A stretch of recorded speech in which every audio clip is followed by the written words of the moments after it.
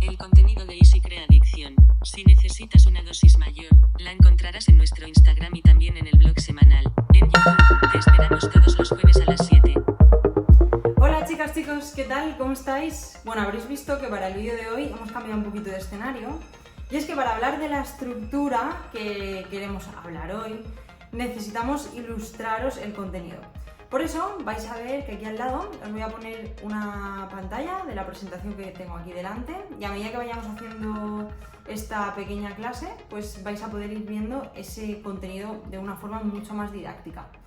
Así que si os parece, os voy a presentar qué es lo que vamos a ver hoy. Hoy vamos a hablar de la plica sinovial, una estructura que seguro que te has encontrado muchísimas veces en consulta. Generalmente suele ser asintomática, otras veces sí lo es, y es importante que conozcamos qué es ese tejido, cómo se ve a través de la ecografía, qué tipos de plica sinovial nos encontramos en la rodilla, que es de lo que vamos a hablar hoy. Y sobre todo los tips más importantes, aprender a identificar si esta plica es sintomática o no y cómo hacer un manejo conservador o directamente derivar para que nuestros compañeros, los traumatólogos, hagan un tratamiento quirúrgico. Así que vamos a empezar. La plica sinovial, como vais a ver aquí, es un remanente del desarrollo embrionario que se caracteriza por presentar una serie de estructuras de tipo colágenas. Es tejido mesenquimatoso que se proyecta desde las paredes de la sinovial y queda anclada a las diferentes estructuras de la región anterior y posteromedial de la rodilla. Nos encontramos, como veis en la imagen, varios tipos de plicas. Las principales serían la plica suprapatelar, la plica medial, la plica infrapatelar, que se corresponde con el ligamento mucoso, y la plica lateral. La plica lateral es menos frecuente que la plica medial. La plica medial es la que se encuentra por excelencia en el 70% de los sujetos. Prácticamente todos nosotros presentaremos probablemente plica medial y solo unos pocos desarrollarán sintomatología debido a esta plica. Aquí lo veis un poquito mejor en esta imagen. Y en esta otra estáis viendo cómo es ese tejido en la realidad cuando se hace una artroscopia de rodilla. Ese tejido blanquecino, de tipo... parece como un ligamento, pero es un poquito más rígido. Eso es una plica sinovial. ¿Qué ocurre y cómo se forman? Sabemos que entre la semana 7 y la 10ª de gestación es cuando se forma la cavidad de la rodilla, las cavidades que conforman la articulación. Y esos remanentes sinoviales, en algunos casos, sobre todo en la región medial, que es la zona que se forma finalmente, no se eliminan del todo y se quedan anclados a la sinovial y a la grasa de Hoffa. La región lateral, ya lo hemos comentado al principio, es mucho más prevalente en cuanto a la formación de plicas. Y quizá el motivo de esto sea que sea el primer compartimento que se forma. Bueno, ahí vais a encontrar estudios donde os lo razonen de una forma o de otra, pero puede que uno de los motivos sea este, que el compartimento lateral, al ser el primero que se forma, se eliminan antes esos restos mesenquimatosos, y el compartimento medial, al ser el último que se forma, tiende a acumular esos restos próximos a la sinovial. Encontramos, como decíamos al principio, 4 tipos de plica principales. La primera de ellas es la plica suprapatelar. La plica suprapatelar, fijaros, en una radiografía la veríamos así, como unos restos blanquecinos que se anclan a la rótula por encima y que tiene una relación muy estrecha con la bursa subcuadricipital o suprarrotuliana, como queréis llamarlo. Esta plica se ancla tanto a la bursa como a la rótula. Entonces, en algunos casos puede generar compromiso a la hora de la flexión. En una ecografía lo veríamos así. De hecho, es la plica suprapatelar la única que se puede visualizar a través de la ecografía. Tendríamos que posicionar nuestra sonda en longitudinal en la rodilla del paciente, como os voy a enseñar ahora. Aquí lo que haríais sería un corte longitudinal por encima de la rótula de la rodilla de vuestro paciente estará en decúbito supino con una ligera flexión de rodilla, y aquí ya estamos viendo en condiciones normales esa bursa subcuadricipital o suprarrotuliana, que es ese tejido más anecoico que os vais a encontrar por debajo del tendón. Fijaros. Esto de aquí es la bursa. En condiciones normales se ve así. Cualquier cambio en la arquitectura de esa bursa, si aumenta el tamaño, significa que estamos ante un posible caso de patología. Los cambios en la bursa se pueden dar por compromisos ligamentosos, por compromisos meniscales, por compromisos articulares, por compromisos cartilaginosos. No sabemos, no podemos saber a través de una ecografía por qué se ha irritado esa bursa. Quizá habría que hacer un estudio complementario con una resonancia magnética. Puede también que el estudio de ecografía junto con las pruebas funcionales nos oriente hacia un diagnóstico un poco más claro, pero una inflamación de la bursa y ya está, simplemente no nos dice nada más. Pero ahora bien, imaginaros que vosotros habéis hecho vuestra exploración y ahora que ya sabéis cómo se ve en un corte longitudinal la bursa, si a vosotros os llega un paciente y encontráis esta imagen, ¿os llama la atención o no? Claro que os llama la atención. Esa bursa tiene compartimentos internos hiperecogénicos. Esos compartimentos, esa bursa está compartimentada por la plica sinovial. Este paciente, el de la imagen, presenta una plica sinovial, totalmente asintomática, ¿eh? Esto de hecho fue un hallazgo casual. Y la irritación de esa bursa o la inflamación de esa bursa fue como consecuencia de un impacto directo. Perfecto. Seguimos.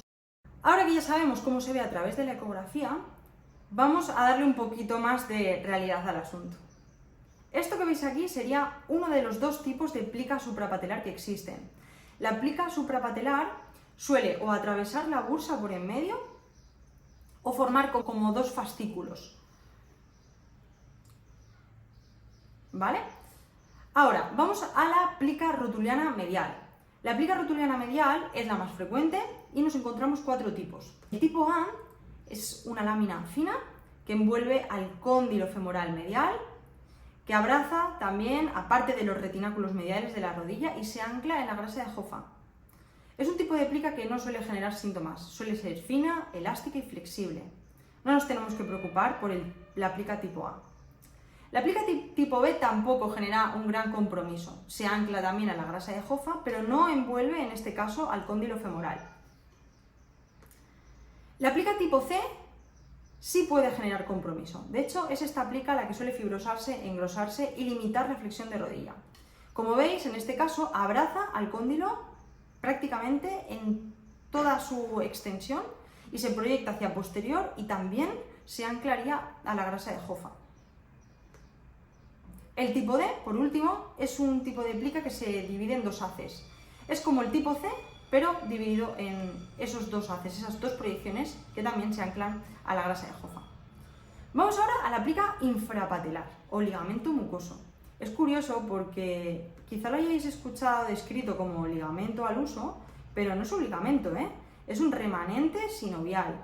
Esto que estáis viendo en la imagen, esto que os acabo de dibujar, forma parte de esa sinovia y en muchas ocasiones se encuentra anclado junto con el ligamento cruzado anterior.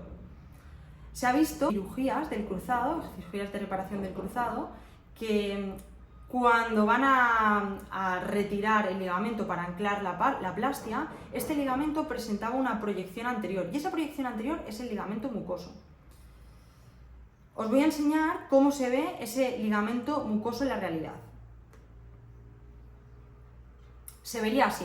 Fijaros, este sería un ejemplo muy bueno en el que sí están diferenciados los fascículos del ligamento mucoso, que sería este de aquí, y del ligamento cruzado anterior. Aquí están diferenciados los dos fascículos. Pero en cambio, aquí se encuentran unidos, forman un mismo paquete.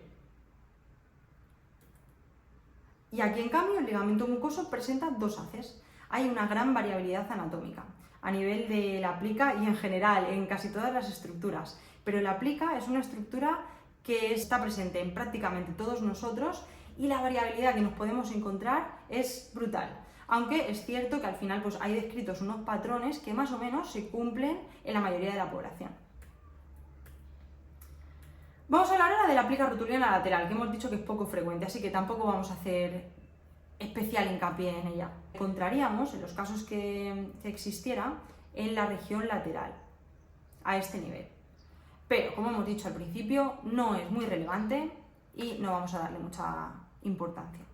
Patológica la plica. ¿Qué ocurre si mi paciente presenta una plica sinovial? Si yo estoy haciendo una exploración con la eco o si el paciente me trae una resonancia y hemos comprobado que tiene una plica. No pasa nada. No hay por qué intervenir esa plica. Otra cosa es que esa plica empieza a ser sintomática. Y sí que sabemos una cosa en cuanto a por qué una plica se vuelve sintomática después de un evento traumático. Una contusión, un golpe, una caída, donde ha habido un derrame importante y ese derrame ha hecho que las estructuras dentro de la articulación cambien o alteren su arquitectura.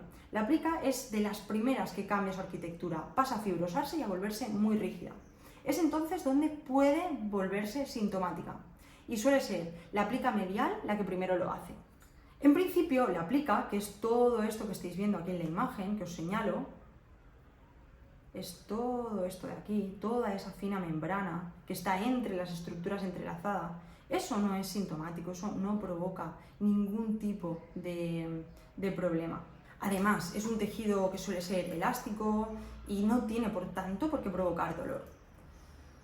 ¿Cuándo se convierte en patológica? Sabemos que se convierte en patológica después de un evento traumático, que puede ser después de una cirugía, después de una caída, después de la lesión de cualquier estructura y ese derrame que se forma sí puede comprometer a la arquitectura de la plica sinovial y entonces convertirse en patológica. Y ahora lo importante, ¿cómo es el dolor con el que va a acudir mi paciente a consulta? Es una clínica muy peculiar, así que apunta. El paciente va a venir con dolor en la región medial de la rodilla, va a referir que el dolor empeora a medida que incrementa la actividad, va a referir chasquidos, inflamación. Esa inflamación va a ser intermitente. ¿Intermitente por qué? Porque va a aumentar cuando aumente la actividad. Además nos va a decir que también refiere tirantez, rigidez, presión y que es un dolor difuso que se extiende sobre todo por la región medial de la rodilla. Y que también aparece cierta limitación por encima de los 50 grados de flexión. Probablemente aparezca atrofia del cuádriceps, el derrame que hemos comentado, sensibilidad condilar, sobre todo en el cóndilo femoral interno, y crepitación, además de reducción del rango articular.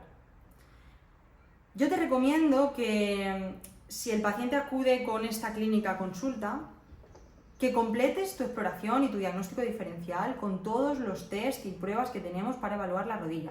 En la formación de isótopo ejercicio, Cris, que es la profe, te enseña a hacer esa evaluación y esa valoración para hacer el diagnóstico diferencial de cada una de las regiones del cuerpo humano. Pero bueno, en la rodilla tienes muchísimos test que te pueden ayudar a orientar tu diagnóstico hacia una clínica en concreto o hacia otra, ¿vale? En cuanto a la plica, los autores de los estudios nos recomiendan que hagamos el test de McMurray para los meniscos, para tanto el menisco interno como para el externo. Si la prueba de McMurray para el menisco interno es positiva, además de la clínica con la que acude el paciente, probablemente estés ante una plica sintomática. Fíjate, esta sería la prueba de McMurray para el menisco interno, ponemos en tensión la rodilla mientras que la llevamos a flexión. Si aparece dolor en la cara interna, como te está señalando Cris ahí, es probable, junto con la clínica anterior, que estés ante una plica sintomática. Testa también el menisco externo, que sería llevando el pie hacia rotación interna y también hacia una flexión forzada. Y si apareciera dolor, pues puede que haya compromiso meniscal en este caso. Bien, para acabar, ¿qué tratamientos se pueden implementar? Pues bien, si la plica es sintomática y estamos ante un componente rígido, duro y fibrosado de plica, lo mejor es derivar al paciente. No tiene ningún sentido ante un tejido así hacer tratamiento conservador. Vamos a perder el tiempo. Tenemos que ser coherentes con nuestras decisiones y no todo se puede manejar a través de un tratamiento conservador. En muchas ocasiones, derivar puede ser la mejor decisión que tomemos. Así que en casos donde se haya confirmado que existe una plica aberrante, fibrosa y que está generando un compromiso, sobre todo a nivel de la región medial, deriva a tu paciente. En otros casos donde la plica sea un tejido mucho más laxo, más fino, que esté generando una leve irritación en algún punto concreto, las guías nos recomiendan que la aplicación de radiofrecuencia junto con el trabajo activo pueden resultar muy efectivos para mejorar la sintomatología del paciente. Yo te propongo que levantes a tu paciente de la camilla y que hagas un trabajo 100% activo en el gimnasio. Al final, chicas, chicos, esto es movilidad. ¿Qué mejor movilidad que poner a nuestro paciente de pie y hacerle una propuesta 100% activa, donde nosotros orientemos ese movimiento y lo enfoquemos hacia el objetivo que tengamos, que en este caso es reducir el dolor, mejorar el ROM, bajar la inflamación y devolver la función. Así que estas son algunas propuestas que os lanzo por aquí para que incluyáis en vuestro protocolo de ejercicios, pero hay muchísimos que podemos introducir para mejorar la movilidad de la articulación de la rodilla. Y no todos tienen por qué ser en camilla haciendo una flexoextensión pasiva, ¿vale? Esto tenemos que empezar a cambiarlo. Yo sé que muchas y muchos ya lo hacéis así, ¿no? Pero bueno, tenemos que ir metiéndonoslo en la cabeza. ¿Veis? Pues otro tipo de movilidad. Todo esto es un trabajo de movilidad activo, ¿vale? Y esto es lo que nos recomiendan las propuestas de tratamiento en las investigaciones recientes que se han hecho, en el caso de que el tratamiento o el manejo que tengamos que hacer sea conservador.